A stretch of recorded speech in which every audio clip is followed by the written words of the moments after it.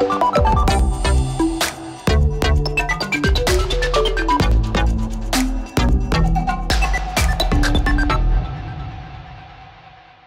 à toutes et à tous, je suis très heureuse de vous retrouver depuis Bruxelles et le sommet Afrique-Union Européenne pour cette nouvelle édition de Business Africa, votre magazine de l'économie et de l'entreprise. Et comme vous le savez, aujourd'hui encore 150 $ à gagner en fin d'émission avec le jeu Business Africa.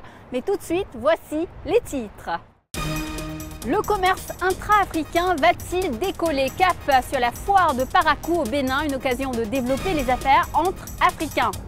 Je dois voyager partout. S'il y a une foire seulement, je voyage pour aller exposer, puisque tout le monde va me connaître. Si je reste à mon pays seulement, personne ne peut pas me connaître.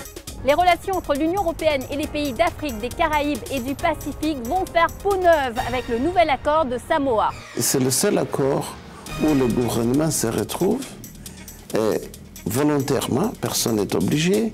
On signe un accord et ensuite qu'est implémenté ensemble. Les États receveurs et les États donneurs ou bien que finance accompagnent et c'est de l'argent gratuit. La fusion de deux bourses d'Afrique centrale a réussi à convaincre les investisseurs. Ils s'intéressent de plus en plus au marché financier régional de Douala. Nous, en tant que professionnels, nous sommes très satisfaits parce que ça permet quand même d'avoir un seul discours vis-à-vis des entreprises qui souhaitent aller vers la bourse. Je vous le disais à l'instant, je vous retrouve depuis Bruxelles où s'est tenu le sommet Afrique-Union Européenne. Évidemment, il y avait plusieurs thèmes clés au cœur des discussions, mais nous avons choisi de porter notre attention sur un domaine qui intéresse particulièrement les Africains, le commerce entre les différents pays du continent. On sait que les députés européens sont en faveur de stimuler le commerce intra-africain par le biais de la zone de libre-échange continentale, d'investir dans les infrastructures de transport et d'améliorer l'accès aux marchés mondiaux. Mais que se passe-t-il sur le terrain? Nous avons été voir l'une des grandes foires ouest-africaines à Parakou, au nord du Bénin, où 14 pays étaient représentés. Et comme l'a constaté notre journaliste Didier Assogba, le commerce intra-africain est déjà en route. 700 exposants, 20 000 visiteurs. La dernière édition de la foire internationale de Parakou aura tenu ses promesses. Plusieurs sites, une centaine de stands de produits en provenance de dizaines de pays et des visiteurs enthousiastes ont essayé de faire oublier l'édition précédente, celle de 2020, annulée pour cause de Covid. Les organisateurs ont misé sur des innovations comme l'installation d'un zoo au cœur de la foire pour faire connaître les animaux de la région. La plus belle innovation pour moi, c'est le zoo. Parce que nous n'avions pas vu du tout de zoo les années précédentes. Et là, voir une ferme en fait avec les différents animaux, c'était vraiment très intéressant. Mais nous avons aussi une unité de transformation de fonio et nous avons goûté du gâteau de fonio que je ne connaissais absolument pas. Et ça m'a vraiment fait plaisir également. Car ce marché était aussi une occasion pour les jeunes transformateurs africains de faire connaître leur production locale. Je suis un transformateur de soja en fromage et des brochettes de soja également. Quand nous exposons ici, les gens viennent beaucoup découvrir cette nouveauté que nous avons amenée. Donc les gens ont de la curiosité à savoir c'est quoi, comment vous avez fabriqué les brochettes de soja. Ils se demandent, ah, le truc là, c'est pas la viande de porc par exemple. Moi, j'utilise au moins 10 kg de graines de soja par jour. Donc, avec les 10 kg, je peux avoir au moins une cinquantaine de fromage de soja. D'abord, pour faire le fromage de soja, il faut au moins 2 heures de temps. 2 heures de temps, le processus. Maintenant, après l'obtention du fromage de soja, nous prenons aussi 2 heures de temps pour faire les brochettes. Il faut découper frit, assaisonner, préparer comme de la viande avec de l'ail, de l'oignon, tout ça là bien travaillé parce que quand vous sentez, vous allez dire que c'est la viande que nous sommes en train de préparer. Et là maintenant, avec, je dis environ avec 4 heures de temps, le processus est au complet. Voilà. Une brochette ici est au prix de 100 francs CFA. Et nous vendons au moins par jour 30 000 francs. Pas seulement des recettes financières appréciables, mais aussi une occasion de nouer des contacts et de se faire connaître. Les 26 jours de décembre de la foire de Parakou sont en effet une véritable vitrine de libre circulation des biens et des personnes au sein de l'espace de la communauté des États de l'Afrique de l'Ouest. C'est ma troisième fois de participer à la foire de Parakou. J'ai des contacts, j'ai beaucoup de contacts ici. Même s'il n'y a pas foire, on m'appelle. Après, j'envoie. C'est par la foire que j'ai eu beaucoup de contacts ici. Moi, la délégation que j'ai dû amener, on était une vingtaine. Parce qu'il y avait d'autres qui étaient à Niamey, ils nous ont rejoints. Il y a des robes à 40 000, il y a des robes à 60 000. Plus petit, c'est 10 000. Exposer ses produits ou ses œuvres, se faire connaître et rencontrer de nouveaux clients éventuels sont les avantages clés de la foire pour ces artisans africains. Je dois voyager partout. S'il y a une foire seulement, je voyage pour aller exposer, puisque tout le monde va me connaître. Si je reste à mon pays seulement, personne ne peut pas me connaître. Voilà. Mais si je participe des foires, c'est bon pour moi, quoi. Là, tout le monde va connaître les rois de collier. C'est moi-même qui les fais. Notre famille, là, c'est ça seulement qu'on travaille. Moi, ma femme, mes enfants, tout le monde fait ça. Selon les autorités administratives, la 4e édition de la foire de Parakou est un succès. L'idéal serait la multiplication de ces initiatives pour accroître les échanges commerciaux entre les pays africains.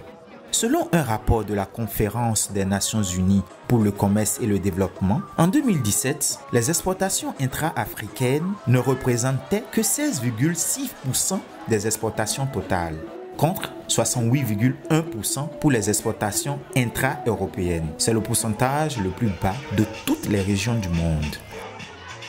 Les représentants du continent présents au sommet Afrique-Union européenne ont aussi tiré la sonnette d'alarme sur la question de la dette, plus que jamais d'actualité. 5 pays, Ghana, Kenya, Angola, Éthiopie et Zambie, ont été cités dans une étude récente de la Standard Bank sud-africaine comme particulièrement vulnérables au cours des mois à venir. Le Ghana, 2e économie d'Afrique de l'Ouest, a fait appel de la décision de l'agence Moody's qui a rétrogradé sa note de crédit. De son côté, la Zambie, en défaut de paiement, devrait signer en juin un accord du Fonds monétaire international d'1,4 milliard de dollars. Et un autre sujet inévitable à Bruxelles, la Covid-19 est une bonne nouvelle pour l'Afrique. Selon l'OMS, l'Organisation mondiale de la santé, le continent serait sorti de la phase pandémique aiguë de l'infection au coronavirus et entrerait maintenant dans un épisode de cohabitation endémique avec le virus. Il n'empêche que même si le virus est moins virulent, la pandémie laisse des traces douloureuses. Le docteur Matshidiso Moeti de l'OMS a indiqué que les infections en Afrique pourraient avoir été 7 fois plus nombreuses et les décès 2 à 3 fois plus importants que préalablement estimés. Plus de 20 ans après la signature de l'accord de Cotonou qui régit la coopération entre l'Union européenne et 79 nations d'Afrique, des Caraïbes et du Pacifique, c'est l'heure de renouveler et dynamiser le partenariat. La feuille de route prend notamment en compte les nouvelles exigences environnementales pour cet accord post-Cotonou. Le nouvel accord de Samoa, comme il s'appellera, devrait bientôt régir les relations de l'Europe et des pays signataires, parmi lesquels 48 nations d'Afrique subsaharienne. Pour en savoir plus sur ce partenariat dense, capital pour l'avenir du continent, notre équipe a rencontré Georges Rebelo Pinto Chikoti, le secrétaire général de l'Organisation des États d'Afrique, des Caraïbes et du Pacifique. 2020, 20 ans d'accord de Cotonou. Que retenez-vous personnellement de particulièrement positif pour l'Afrique pendant ces 2 décennies? Oui, je crois que dans ces 10 décennies, il faut quand même retenir que d'abord l'accord a été bien implémenté. Nous avons des projets qui, à mon avis, sont importants, comme celui d'école ACP où on prévoit le financement des projets de jeunes, mais aussi les femmes, qui, à mon avis, ce sont des groupes qui constituent les défis pour le développement et l'inclusion en termes des sociétés africaines en particulier. Donc, financer des projets qui proviennent de ces deux groupes est extrêmement important pour le développement de nos pays. Mais alors, que répondez-vous aux critiques qui se font parfois entendre sur le continent africain? Mais les critiques, il y en aura toujours pour tout projet. Mais moi, je crois que ça, c'est le seul accord où le gouvernement se retrouve on discute, on identifie les projets que l'on veut financer. Ensuite, les partenaires dans l'Union européenne proposent un budget. Et ce ne sont pas des petits budgets, ce sont des budgets qui dépassent les 50 milliards. Alors, quand maintenant, là par exemple, on a signé un budget qui va être au-delà. Mais ce qui est important, à mon avis, c'est que c'est le seul accord où le gouvernement se retrouve volontairement, personne n'est obligé, on signe un accord, et ensuite qu'est implémenté ensemble. Les États receveurs et les États donneurs, ou bien qui financent, accompagnent, et c'est de l'argent gratuit. Donc je crois que les critiques ne pourront jamais donner plus ou faire plus ce que l'on fait dans cet accord, puisque c'est volontaire. Donc personne n'est obligé d'y aller.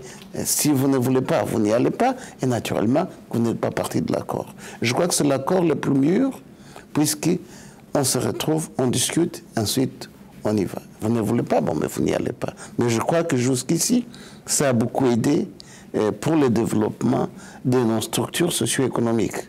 Depuis des années, les Africains parlent investissement, industrialisation, valorisation des matières premières et meilleure implication du secteur privé. Est-ce que c'est vraiment la promesse de l'accord de Samoa qui sera signé prochainement? Oui, mais l'accord de Samoa, elle touche toute une panoplie des sujets. Et ça va des questions qui sont culturelles, politiques, sociales et naturellement industrielles. Mais voyez-vous, les choix de chaque pays est individuel. Chaque pays définit ses politiques. Mais dans l'accord, il y a toute une possibilité pour que les États puissent bénéficier des financements. Donc, il est vrai que la volonté de faire la croissance industrielle, la participation du secteur privé, y est inclus.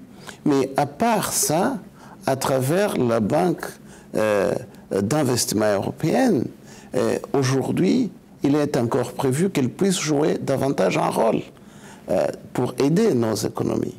Donc, je crois que le défi du développement et de l'industrialisation, c'est un défi que l'Afrique a déjà depuis des années. Mais il faut donc s'attendre à ce que le projet appartient aux États africains. Ensuite, c'est à eux de faire en sorte que le projet soit crédible et finançable par des banques. Et je crois qu'aujourd'hui, l'Europe, ou bien dans le cadre de l'accord de Cotonou et les instruments de financement qui existent, permettent de financer beaucoup de projets. Bon, il est vrai qu'il y a un certain retard dans certaines régions, mais je crois que c'est important d'y aller. Il faut quand même dire que pendant un certain temps, l'Afrique avait pris un peu du retard à cause du contexte sociopolitique, l'instabilité qui a fait retarder dans certaines régions, mais je crois qu'aujourd'hui, l'Afrique est consciente d'investir dans le secteur privé, de développer son industrie pour pouvoir non seulement exporter les matières premières, mais aussi les transformer sur place. Je crois que tous les États africains ont ceci comme leur défi. Bienvenue dans la deuxième partie de notre émission. Vous le savez, le dirigeant du Sénégal, Macky Sall, est devenu ce mois-ci le président en exercice de l'Union africaine. Il succède à son homologue congolais Félix Tshisekedi pour un mandat d'1 an. Dans son discours d'intronisation, il a réservé une attention particulière à la problématique de financement des économies africaines. Le continent a un énorme besoin d'argent frais de 252 milliards d'ici 2025 et pour y arriver, l'Union africaine veut se doter de nouveaux instruments. Il s'agirait de la création d'une agence panafricaine de la notation pour mieux prendre en compte les spécificités du continent ainsi que d'un mécanisme de stabilité financière pour absorber les chocs économiques. La question de l'environnement a été abordée par le président de la Banque africaine de développement, Akinwumi Adesina, lors du même sommet de l'Union africaine. Il y a affirmé sa conviction que les exigences environnementales ne doivent pas entraver la croissance du continent. Il a prôné un équilibre entre énergies fossiles, particulièrement le gaz naturel et les énergies propres. Il a aussi encouragé les pays développés à remplir leurs promesses financières de la dernière COP26 à Glasgow. Écoutons-le. L'Afrique aura besoin d'un mix énergétique comprenant du gaz naturel pour assurer la stabilité des systèmes énergétiques africains, alimenter les industries et assurer la compétitivité. Nous devons aller au-delà d'une transition énergétique juste vers un système énergétique juste. L'Afrique ne peut pas se permettre d'être pauvre si on veut progresser de manière durable pour notre environnement. Alors que la COP26 à Glasgow est derrière nous et que nous nous préparons à la COP27 à Sharm el-Sheikh en Égypte, qui sera accueillie par le président Al-Sisi, les pays développés doivent respecter leurs engagements des 100 milliards de dollars pour le Fonds vert pour le climat, afin de soutenir les pays en développement. Cela aidera l'Afrique. Les promesses faites doivent être des promesses tenues. L'Afrique du Sud a décidé de durcir sa législation à l'encontre de l'emploi des étrangers. Ils sont actuellement 3 millions sur 60 millions d'habitants à vivre dans le pays. La nation arc-en-ciel souffre d'un taux de chômage élevé à 35% et les difficultés économiques attisent un sentiment de ressentiment envers les travailleurs venant d'autres pays. Le gouvernement sud-africain est même en train de poursuivre en justice l'équipementier chinois Huawei, dont 90% des employés locaux sont étrangers.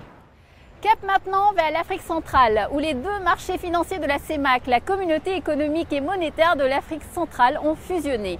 La bourse de Douala et la bourse des valeurs mobilières de l'Afrique centrale de Libreville ne font plus qu'une. Cette nouvelle bourse régionale située à Douala a eu du mal à convaincre des investisseurs plutôt frileux. Mais elle a réussi son pari grâce à des émissions obligataires réussies. Pour en savoir plus, Aboubacar Mounchili a visité cette bourse, porte d'entrée dans vaste marché financier régional. Regardez. Voici le siège de la Bourse des valeurs mobilières de l'Afrique centrale, la BVMAC, en plein cœur du quartier d'affaires à Douala, la capitale économique du Cameroun. Il y a presque 2 ans, elle est devenue l'unique bourse de la sous-région. Un véritable espoir en zone CEMAC, la communauté économique et monétaire de l'Afrique centrale. Nous avons, depuis le 4 juillet 2019, assisté à la fusion-absorption de Douala Stock Exchange, qui était la bourse du Cameroun, par la bourse des valeurs mobilières de l'Afrique centrale, à savoir la BVMAC, dont le siège était à Libreville. Les chefs d'État ayant donc décidé de l'intégration des marchés financiers de l'Afrique centrale. Nous, en tant que professionnels, nous sommes très satisfaits parce que ça permet quand même d'avoir un seul discours vis-à-vis des entreprises qui souhaitent aller vers la bourse. Pendant près de 16 ans, de 2003 à 2019, la zone CEMAC a été en effet marquée par la coexistence de 2 marchés boursiers concurrents. Au résultat, des conséquences douloureuses pour le monde des affaires locales. Nous avons beaucoup souffert en CEMAC du fait qu'il y avait 2 bourses actives et 2 organes de régulation, CNF et COSUMAF. Donc ça ne permettait pas aux émetteurs, à tous ceux qui voulaient arriver à la bourse, de pouvoir choisir une place financière ou une autre. Depuis lors, l'unique bourse et 2 acteurs clés animent le marché financier de la sous-région.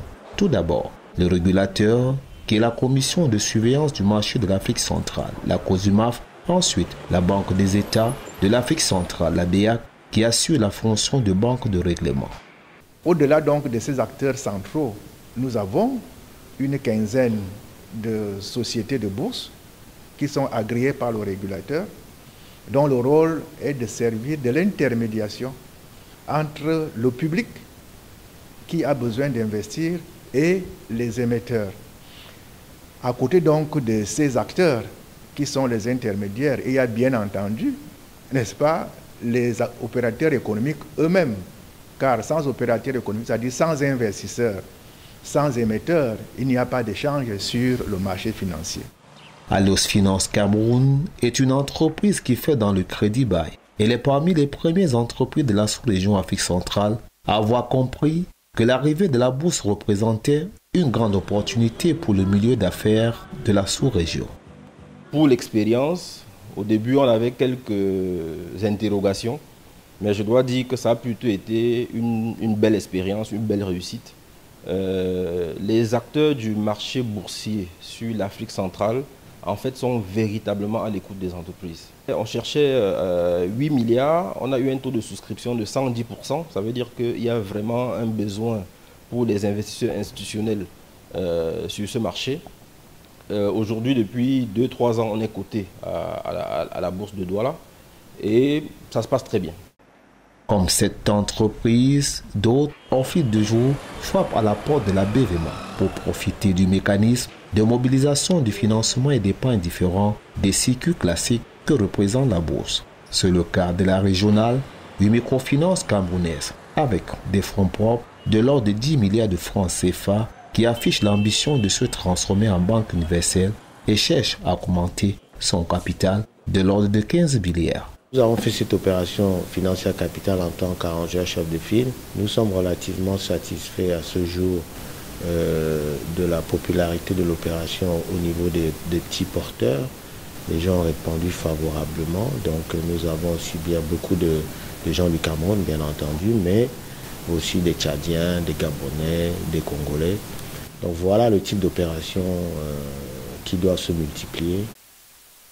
Un exemple qui illustre bien le vrai coup d'oxygène pris par la bourse des valeurs mobilières de l'Afrique centrale ces derniers temps, notamment sous le compartiment des obligations de ce marché financier. En 4 mois seulement, par exemple, entre décembre 2020 et mars 2021, 3 opérations de levée de fonds ont été enregistrées. D'autres emprunts et l'introduction en bourse des sociétés publiques venant de différents pays de la CEMAC sont annoncés et attendus à la bourse régionale. Elle fonctionne avec 2 compartiments. Il y a un compartiment action sur lequel nous avons aujourd'hui 4 valeurs mobilières, c'est-à-dire 4 actions qui sont cotées.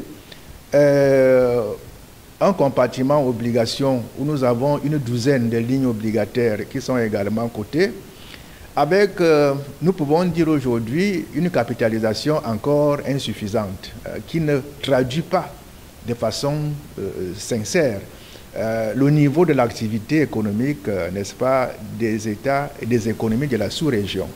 Des performances qui reflètent encore mal le potentiel économique de la zone CEMAC.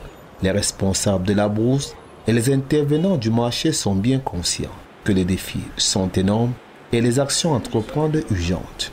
La timidité est réelle. Je crois que c'est un problème de culture boursière, de communication, de formation des acteurs. Alors, nos programmes aujourd'hui vont dans ce sens, essentiellement, à savoir promouvoir l'espace de la bourse mobilière des affaires, de la bourse valeur mobilière d'Afrique centrale à Douala, rendre la place attractive, rendre la bourse au niveau des étudiants, qu'elle soit quelque chose qu'ils prennent en compte dans leur formation. Pourquoi pas au niveau de l'école primaire? Il faudrait que depuis la base jusqu'au niveau le plus élevé, les acteurs, les populations puissent comprendre que la bourse est un moyen essentiel pour promouvoir le financement de leurs activités, pour pouvoir permettre de placer leur épargne dans un créneau qui est sûr et crédible, selon le travail que nous sommes en train de faire. On ne peut pas avoir une économie de la CEMAC qui n'a pas un marché boursier performant. On ne peut pas se passer d'une bourse. Donc il faut absolument que la bourse vive. Donc nous travaillons aujourd'hui beaucoup sur le cadre réglementaire pour changer, améliorer les différents textes réglementaires CEMAC afin de rendre le cadre réglementaire et la bourse beaucoup plus compétitive. La zone CEMAC est condamnée à avoir un marché financier performant si elle veut poursuivre et asseoir son développement économique. La batterie des mesures incitatives, la volonté affichée des acteurs et l'engouement progressif des entreprises pour la bourse des valeurs mobilières de l'Afrique centrale sont des preuves que l'espoir est possible dans cette sous-région du continent africain. C'est le moment de récompenser les fidèles de Business Africa. À vous de répondre aux questions qui suivent. Si vous êtes tiré au sort parmi ceux ou celles qui auront donné les bonnes réponses, vous gagnerez 150 $. Il s'agit du jeu numéro 570. Tous à vos crayons. Écoutez bien les 2 questions qui suivent et bonne chance à vous. Première question. Combien de visiteurs a reçu la dernière foire de Parakou? 10 000, 20 000 ou 80 000? Deuxième question. Quels marchés financiers ont fusionné pour donner naissance à la bourse de Douala? Douala Yaoundé, Douala et Libreville, Douala et Port-Gentil. Vous connaissez les réponses, vous pouvez participer dès maintenant en allant sur notre page replay, répondez aux questions, remplissez bien votre formulaire et bonne chance à vous. Surtout n'oubliez pas d'indiquer vos coordonnées, nom, adresse, téléphone, mail et le numéro du jeu auquel vous participez avec les réponses. Bien sûr, ce jeu par exemple est le numéro 570. Le gagnant recevra 150 $. Rendez-vous sur notre site africaonair.com à la page replay pour les modalités. Félicitations, vous avez donné les bonnes réponses de notre émission numéro 569. Le nom de notre gagnant s'affiche à l'écran. Petit rappel. Première question. Combien de fois le Cameroun a-t-il accueilli la CAN? Réponse, 2 fois. Deuxième question. Qui est le numéro 1 africain des fleurs coupées? Réponse, le Kenya. Voilà, Business Africa, c'est fini pour aujourd'hui. Je vous retrouve la semaine prochaine, même chaîne, même heure, pour Initiative Africa. Je recevrai Jean Koyevogui, le fondateur de Technatium, qui apporte à l'Afrique tout le potentiel de la visualisation des données satellites. En attendant, vous pouvez revoir cette émission sur notre site internet africaonair.com ainsi que sur tous nos réseaux sociaux. N'hésitez pas à liker, partager et commenter en utilisant le hashtag Business Africa. Prenez soin de vous et à la semaine prochaine.